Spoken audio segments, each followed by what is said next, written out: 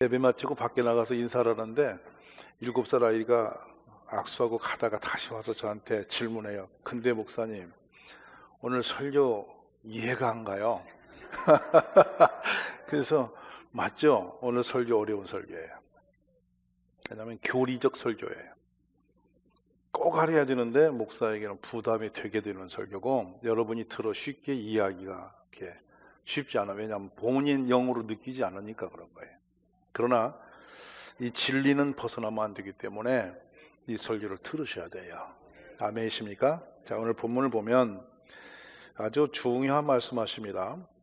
하나님은 속일 수 없는 분이라는 거예요. 근데 사람이 스스로 자신이 속았다. 내가 속는 줄 모르고 속아버렸는데 그것이 하나님과의 관계에서 내가 산 삶이 하나님 앞에 가려져서 괜찮지 하고 살려갔는데 문제가 됐다. 그래서 결국에 뭡니까? 무엇으로 심든지 결과는 피할 수가 없는, 심는 건 선택적인데 결과는 우리가 선택할 수 없는. 그러니까 우리가 뭘 행위를 할 수는 내가 선택해서 하는데 결과물은 내 마음대로 안 되는. 즉 쉽게 표현하면 농부가 들에 가서 콩을 심었는데 거둘 때 콩 말고 쌀 달라고 할 수 있어요? 그건 있을 수가 없는 일이라는 거예요. 그러니까 오늘 우리가 사는 것이 앞으로 결과는 반드시 있는 일이 되는데 오늘의 현재는 과거에 살았던 것의 열매란 말이에요. 이걸 이해하시라고요. 그냥 우연히 지금 내가 사라지는 게 아니고 지난날의 삶의 과정이 있어서 오늘이 있는 거예요. 맞죠? 근데 그대로 지금처럼 계속 살면 앞으로도 이 길밖에 못 갈 거라. 끝없이 우리는 변화하는 것이 복이 있어요. 그리고 지금까지 달려온 길이 잘못된 거라면 지금 고쳐야 돼요. 오늘부터라도 제대로 심어야 된다. 그래서 뒤에 8절에 결론을 하시죠. 자기 육체를 위해서 심는 사람, 먹고 마시고 살고 내 쾌락과 육신의 생각대로 그냥 가는 사람, 감정대로 사는 사람, 그 사람은 육체로부터 썩어질 결과, 썩을 걸 거두게 되고 성령을 위하여 사는 사람이에요. 성령 인도함을 받아 사는 사람은 성령으로부터 영생을 거두게 된다. 두 길이 있다는 거예요. 이 선택적인 내용을 앞에서 전체 갈라디아서를 이해 못하면 이거 뜬금없이 무슨 소리 이렇게 나올 거예요. 갈라디아 교회는 이방 사람과 유대인들이 같이 모여서 예수 믿은 겁니다. 그런데 어느 날 유대인 중에 율법으로 살았던 사람들이 예수 믿어 구원받는다는 말을 믿고 들은 사람들을 혼란케 합니다. 뭔 소리? 어떻게 믿기만 하면 구원받아? 율법의 행위 없이 구원이 있을 수 있어? 할례도 받아야 되고 율법의 행위를 따라가야지 구원받지. 이런 험한 소리 어디 있어? 이러면서 마음으로 믿어 입으로 시인하는 가벼운 복음을 우습게 여기면서 이 복음을 흔들어 버립니다. 그래서 교인들이 흔들렸어요. 그러면 율법과 믿음이 뭐냐? 우리는 율법을 가지고 고민 안 했으니까 별로 이것에서 심각성이 없어요. 왜냐하면 유대인들은 나면서부터 율법으로 살아온 사람들이에요. 그것이 의로운 길인지 알았어. 그런데 심각한 것은 바울이 경험해 본 바 인간은 의로워질 수 없다는 거예요. 왜냐하면 이 육체는 이미 죄성이 있어서 선과 악에서 충돌이 일어나는데 육신의 소욕대로 갈 수 있는 확률이 훨씬 많고 영적인 의의 길로 가는 것이 훨씬 좁더라는 거예요. 그래서 좁은 길이라. 그러므로 인간의 율법의 행위로서는 구원이 불가능한 것을 바울이 알아. 그럼 율법은 무슨 기능을 가져서 초등학문이라 일종의 가이드한다. 죄를 깨닫게 한 다음에 하나님께 갈 수 있도록 길을 인도하는 것이 구약 율법이고 복음은 하나님의 의가 나타나서 유대인이나 헬라인이나 누구든지 예수 그를 나라의 주로 시인하고 믿으면 구원이 있다. 그 구원은 뭐냐면 죄를 해결해 버렸다 예수님이. 그럼 우리는 믿기만 하면 의인이 되는 거다. 그래서 구원이 있다라고 선을 딱 그은 겁니다. 바울은 이 예수님의 복음을 만난 뒤에 구약의 율법에 매여서 살았던 과거가 종살이로 여겨지고 예수 믿는 믿음은 진정한 자유함이 있다는 거예요. 왜냐하면 예수만 믿으면 어떤 위치에 있더라도 구원이 있다는 그 자유함이 우리에게 있다는 거예요. 그러면 율법으로 사는 분들이 얼마나 어려웠는지 보면요, 지금도 유대 나라에 가면 호텔의 이 엘리베이터에 이 번호가 내 마음대로 컨트롤이 안 된다고요. 그냥 올라가서 스스로 서서 컨컨 내려와요. 왜? 안식일 날 누르는 것도 죄로 여기면서 율법에 매여버립니다. 샤밧 이래가지고. 그래놓고 이 문제가 뭐냐, 안식일 날 가면 자신들은 요리를 안 하고 호텔에서 밥을 사 먹는 거예요. 그러면 누군가는 밥을 해야 하잖아요. 밥을 하는 사람들은 안식일을 범해도 되고 나는 먹기만 하면 되는 의인이다, 이렇게 이중고도의 율법의 개념이 생겨요. 그러므로 율법은 어디다 놔도 완전치가 않은 거예요. 이해되셨죠? 근데 유대인들은 율법을 지켜야 된다는 행위적 그 은혜를 계속 사모합니다. 우리가 터놓고 볼까요? 교회에 들어와서 여러분이 어떤 어려운 그런 시스템을 갖추어서 이렇게 거기에 구별된 길이 건너면 되게 자부심이 생겨요. 근데 뭐 오늘은 내일이나 똑같이 종등한 애호를 받으면 오래 다닌 그 나만의 특별함이 없어져서 별로 재미가 없어요. 그래 중세 때는 교회도 채플롬이라고 그래가지고 고위층이나 좀 힘 있는 사람들은 자기네 가족들이 방을 때로 이렇게 예배당에 맹글어 놓고 거기에 자기들이 들어앉아서 대우를 받으려는 특별의식을 가져요. 그러나 우리 예수 믿는 복음은 계급이 없습니다. 종이나 노예나 양반이나 상민이나 상관없이 누구든지 예수 믿는 형제가 되고 자매가 되고, 아멘, 하나님의 자녀가 되는 거예요. 이것이 보편적 은혜거든요. 이런 은혜에 대해서 우리가 너무 희미해지면서 흔들렸던 것이죠. 근데 이 율법은 우리가 머리로 알아서 되게 좋은데 삶으로 이루기는 너무 어렵습니다. 그 경지를 딸 수가 없어요. 수렇게 표현해서 율법의 핵심은 하나님 사랑과 이웃 사랑이거든요. 이해하시죠? 그럼 하나님 사랑은 뭡니까? 마음을 다하여, 뜻을 다하여, 성품을 다하여, 내 목숨을 다하여. 100% 홀곳이 하나님만을 사랑하라는 거예요. 근데 머리로는 이해되지만 실제로 거기까지 살아가는 게 쉽느냐는 거예요. 이거 무지무지 어렵습니다. 저는 그 부분에 걸려서 매우 고생했고, 제가 제 아이에게도 죄를 짓고 제 아내에게도 죄를 짓는 사람이에요.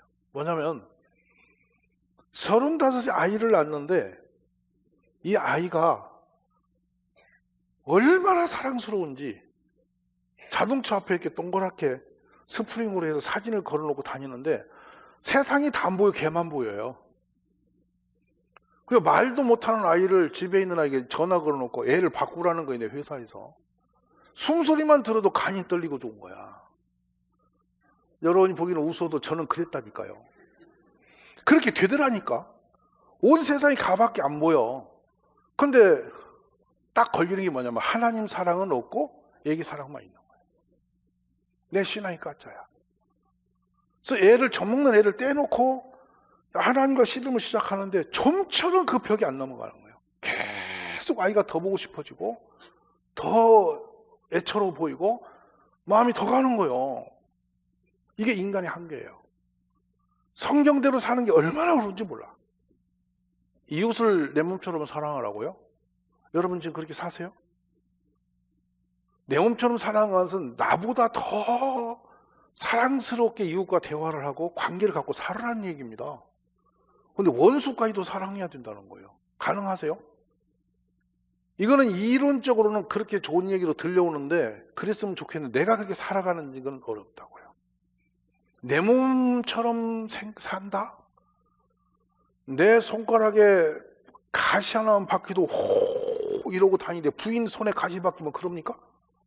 호 이러고 하면서 막 그걸 가시를 뺄 때까지 따라다니는 부인 손 붙들고 다니면서 여러분이 애처롭게 힘쓰고 막 아파요? 그거 뭐라고 가시 박히고 살아?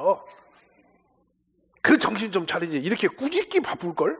대충 사는 사람은? 쉽지 않은 개념이에요, 이 개념이. 근데 이 개념 속에서 우리는 율법과 이 복음의 한계를 느끼는 거예요. 근데 복음은 우리의 그 허물, 모든 잘못된 것을 다 덮으셔서. 그리고 그 허물과 나쁜 죄는 예수님이 싹 가지고 십자가에서 죽어주신 거야. 그런데 우리는 그 예수님이 나의 주고 하나님 아들이고 내 죄를 사하신 분이라는 거, 구세주라는 것만 사실을 믿어. 마음으로 믿어 입으로 시인만 해드리면 나는 구원이 되어버리는, 너무도 단순하고 쉬운 거기 때문에 사도 바울이 놀래버린 겁니다. 이 은혜의 복음을 전하려면 내 조금도 부끄럽게 여기지 않는다. 이 복음에 하나님의 의가 나타나서 유대인 하나님이나 다 우리를 그렇게 하신 하나님의 능력이 이 복음에 있다. 이러면서 예수님을 만나버린 사도 바울은 율법은 초등학문으로 보고 예수를 믿는 것보다 더 존귀함은 없다. 이렇게 교회를 세웠는데 이 부분이 흔들린 것입니다. 그러니까 율법주의는 뭐라냐면 우리가 착한 행위를 해야 구원이 있지, 율법을 지켜야 구원이 있지, 이렇게 말하는 거예요. 그런데 한 사람도 율법을 제대로 지킬 수 없습니다. 그래서 로마서 3장 10절에 사도 바울이 이렇게 합니다. 의인은 없나니 하나도 없다. 전멸이다. 씨도 없다. 다 깨닫지 못하고 우리는 어리석은 자다. 중요한 부분이에요. 근데 우리가 허물과 죄로 또 방황하는 우리인데 우리는 믿으면 구원받는다. 오늘 이 은혜를 우리가 깨닫는 복이 있어야 됩니다. 아브라함이 하나님을 믿음에 그것을 그에게 의로 정하셨다 함과 같느니라. 우리도 그러므로 예수를 나의 구주로 믿으시면 복이 있어요. 내가 만일 너의 입으로 예수를 주로 시인하고 또 하나님께서 그를 죽은 자 가운데 살리신 것을 네 마음에 믿으면 구원을 받는다. 사람이 마음으로 믿어 의에 이르고 입으로 시인하여 구원에 이르느니라. 그래서 저는 우리 성도님들이 항상 늘 노래처럼 외우는 성경이 있었으면 좋겠는데 그게 뭐냐면 주는 그리스도시요 살아계신 하나님의 아들이시니이다. 한번 따라 볼래요? 시작. 야, 이 고백만은 무시로 하세요. 무시로. 왜냐하면 이 고백을 베드로가 했을 때 예수님이 와 바요나 시몬아 네가 복이 있다. 이건 육적으로 온 게 아니라 하나님이 가르쳐 주신 거 아니고는 못하는 거다. 이렇게 감사하신 겁니다. 예수님이 감사하신 거라고. 기뻐하신 거예요. 그러면 우리가 무시로 이 고백을 하세요. 다시 해보세요. 주는 그리스도시요 살아계신 하나님의 아들이시나이다. 할렐루야. 이 고백을 늘 하시면 주님이 기뻐하실 겁니다. 주님은 그리스도시요 살아계신 아들이십니다. 잊지 마시기 바랍니다. 계속 하실 때 역사가 일어날 줄 믿습니다. 저 역시도 마찬가지로 기도할 때에 마음이 공고하면 그냥 이거 합니다. 저는 그대로 살아계신 하나님 아들이십니다. 살아계신 하나님 아들이십니다 하고 계속 고백을 해요. 그럼 얼마나 믿음이 은혜가 넘치는지 몰라요. 우리 시인하고 고백하는 역사 우리 모두 있기를 간절히 바랍니다. 그래 율법에 의가 있다고 끌어가는 사람들을 개라 표현도 하고요. 사도 바울이 이것들은 거짓 형제들이라고도 말하고 교회는 악한 사람들로 막 혼을 냅니다. 그만큼 우리 예수님의 구원이 위대함을 알기 때문이에요. 오늘 깨달음이 복 있기를 바랍니다. 그러면서 이제 결론으로 아주 중요한 부분으로 갑니다. 너희가 육신으로 살 거냐 영으로 살 거냐 선을 구별하라는 거예요. 육신으로 사는 게 여러분 뭔지 아세요? 제일 먼저 인간의 욕망대로 살아가는 사람이에요. 내 생각이 가는 대로 마음 살아버리는 사람입니다. 기준이 납니다. 내가 기분 좋으면 좋고 내가 기분 나쁘면 나쁜 거고 막 전부 다 자신이 기준이 돼서 왕처럼 헤매고 있는 거, 이게 육신의 출발선입니다.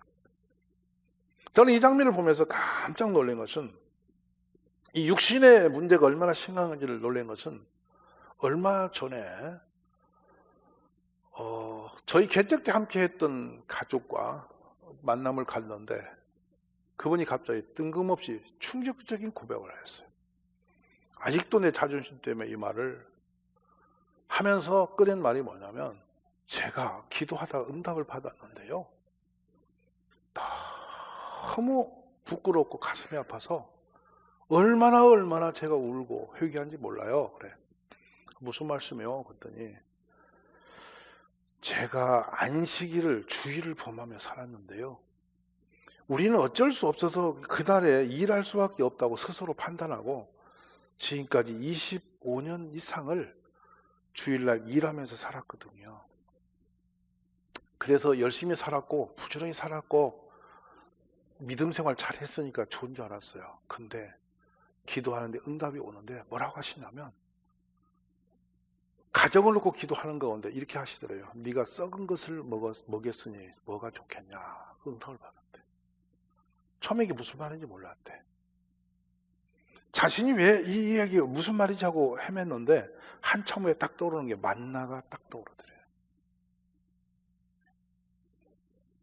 이 사람들이 만나를 욕심이 나서 안식일을 거두지 말한다. 아무것도 없었어요. 근데 그날 먹을 걸 그날 거둬 그날 소비하라고 했는데 그걸 싸놓으니까 썩어서 냄새가 나고 벌레가 났어요. 근데 자신의 욕심으로 좀 더 돈을 더 벌어야 되니까 그분이 집이 없이 출발한 가정이에요. 제가 잘하니까. 그러니까 좀 더 열심히 벌어야 된다 생각에 주일날 계속 25년 일을 했는데 아이들이 다 많아져요. 그래서 아이들을 놓고 기도하는데 하나님 음성은 네가 썩은 걸 먹였으니 좋은 일이 있겠냐. 그렇게 열심히 살았는데 가진 것이 없이 다 날아가 버렸대. 벌기는 버렸는데 털려버렸더래. 어떻게 날아가 버렸지? 우리가 노름한 것도 아니고 가서 사고 친 것도 아닌데 왜 털려버렸지? 열심히 하면서 열심히 번 게 다 날아가 버렸더라는 거예요. 그러고 깨닫기를 썩은 것을 거두러 다녀서 스스로 어둠을 파는데 이거를 25년간 못 깨달았다는 겁니다. 그분의 고백이에요. 저는 정기적 개념으로 말씀한 게 아니고 그 사실을 깨닫고 지금 돌이키고 보니 이제 60이 된 거예요. 아차 싶은 거죠.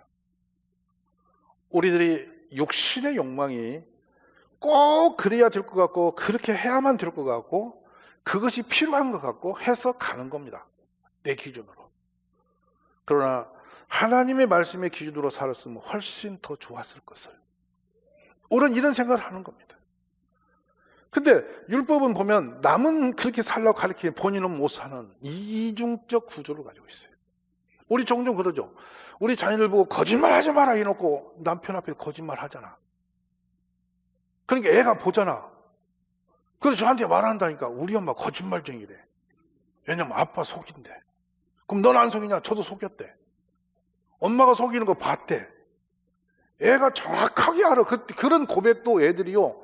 가림이 없이 할 때가 초등학교 2, 3학년까지는 그 고백을 일러줘요. 근데 더 크면 이놈도 이제 오염이 돼갖고 이제 그 불편한 말을 싹 가리고 안 들은 척, 안 본 척 하는 건데 사실은 이중구도거든요. 잘 들으셔야 됩니다. 여러분은 설교가 은혜스럽지 않아도 은혜스럽지 않다고 말 안 하는데 얘는 가다 하잖아. 아까 오늘 이해할 수가 없는 설교를 왜 했냐고 그러잖아요. 그 지금 2부 설교 제가 많이 바꿔 서고 있는 중이야. 찔렸어 제가. 왜냐면 어렵다는 거예요. 걔가 율법이 뭔지 믿음이 뭔지 헷갈리지. 7살짜리가 뭐 알겠어. 제가 어떻게 좀 알아보려고 했는데 도저히 이해가 안 가니까 가다가 와서 저한테 말하고 가잖아. 오늘 설교 뭔 얘기인지 하나도 모르겠다고. 알아듣겠습니까? 그런 겁니다, 여러분. 근데 우리는 스스로가 속는지도 모르고 속은 길을 갑니다. 우리 하나님 말씀하십니다. 예수 믿는 사람은 염려, 근심, 걱정 해야 된다? 무엇을 먹을까 말까 힘든 것 때문에 고민해야 된다? 아니, 아시면 이 내용은 알아요, 몰라요? 그러면서 예수님 비교를 하십니다. 공중에 나는 새를 봐라. 들에 있는 백합화를 보라. 심지도 거두지도 가꾸지도 않는데 먹고 살고 아름답지 않느냐? 하물며 너희일까 보냐? 천국에 너희가 필요한 것을 하느님 모르시겠냐? 이렇게 말씀하시거든요. 맞아요, 안 맞아요? 근데 우리는 지금 그 먹고 사는 거 걱정해요, 안 해요? 그거 걱정 안 했으면 여러분 아마 얼굴이 10년은 더 젊어졌을 거예요. 괜히 근심합니다.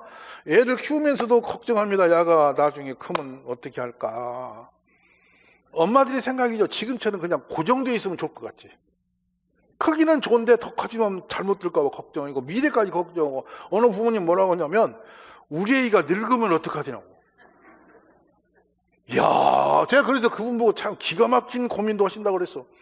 애가 이쁜데 애가 나이 들어 늙으면 어떡하냐고. 안 늙었으면 좋겠대.